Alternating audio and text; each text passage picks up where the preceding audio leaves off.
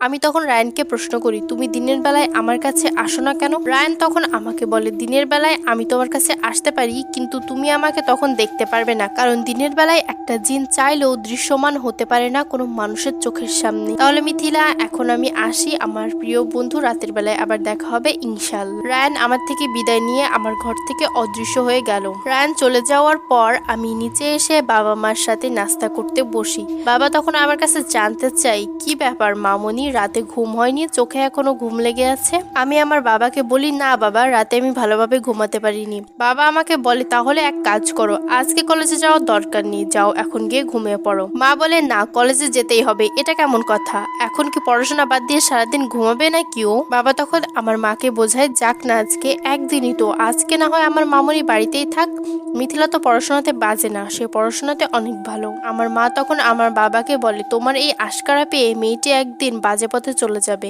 আমার বাবা তখন আমার মাকে বলে, কখনোই না, আমার মামনি এমনটা করতেই পারে না। বাবার জন্য সেদিন আর আমাকে কলেজে যেতে হয় না। আমি উপরে এসে আমার রুমে আবারও ঘুমিয়ে পড়ি, কারণ সারা রাত ঘুমাতে পারিনি, চোখে এখনো অনেক ঘুম লেগে আছে। যখন আমি গভীর ঘুমে ছিলাম তখন আমি অনুভব করতে পারি কেউ একজন আমাকে ধরে ঘুমিয়ে আছে। দুইটা ঠান্ডা হাত আমার কোমরকে স্পর্শ করছে, আর একটা গরম নিঃশ্বাস আমার ঠোঁটের কাছে বারবার কেউ একজন ফেলছে। আমার ঘুমটা ভেঙে যায়, আমি লাফিয়ে ঘুম থেকে উঠি, আমার ঘরের চারিপাশে তাকাই, কিন্তু ঘরে তো কেউ নেই। তখন আমার মনে পড়ে যায় সকালে রায়ান আমাকে কি বলেছিল, দিনের বেলায় একটা জিন অদৃশ্য হয়ে মানুষের কাছে আসতে পারে। তাহলে যে আমি এসব কিছু অনুভব করছি, তাহলে কি আমার ঘরে একটা জিন আছে যে অদৃশ্য হয়ে আমার কাছে আসে? আমি সাথে সাথে আমার ঘর থেকে বের হয়ে আমার মার ঘরে চলে যাই। আমাকে বলে, কি রে মিথিলা, কি হয়েছে, এভাবে হাঁপাচ্ছিস কেন? আমি মাকে বলি, আমার ঘরে কেউ একজন আছে মা। কি, তোর ঘরে কেউ একজন আছে মানে?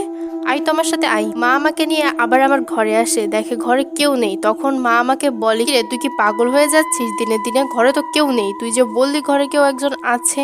আমি তখন মাকে বলি, আছে তো, কিন্তু তুমি দেখতে পারবে না, আমি ঘুমালে সে আমাকে ধরে ঘুমায়, বিশ্বাস করো মা, কেউ একজন আছে। মা আমাকে বলে, তুই বোধহয় আসলে পাগল হয়ে যাচ্ছিস, দিনের বেলায় কি ভূত পেত আসবে? তোর ইমান দুর্বল হয়ে যাচ্ছে, তুই বেশি বেশি করে ইবাদত কর, আল্লাহর কাছে সাহায্য চা, দেখবি সবকিছু ঠিক হয়ে যাবে। মাকে আমি বললেও সে বিশ্বাস করবে না, তাই আমি মার সাথে আর তর্ক করি না। আমি ভাবি রাতে যখন রায়ান আসবে আমি তখন তাকে বলবো, সে কিছু একটা করতে পারবে। সেদিন রাতে আমি রায়ানের অপেক্ষায় ছিলাম, কিন্তু ঘড়ির কাঁটা রাত 1টা, এখনো রায়ানের কোনো দেখা নেই। আমি বুঝতে পারলাম আজকে রায়ান আসবে না, তাই আমি ঘুমিয়ে পড়লাম। ঘুমের মাঝে আমি খুব অদ্ভুত একটা স্বপ্ন দেখি। আমি দেখি একটা বিয়ের পিঁড়িতে আমি বউ সেজে বসে আছি, আর আমার পাশে ভয়ঙ্কর একটা লোক জামাই সেজে বসে আছে।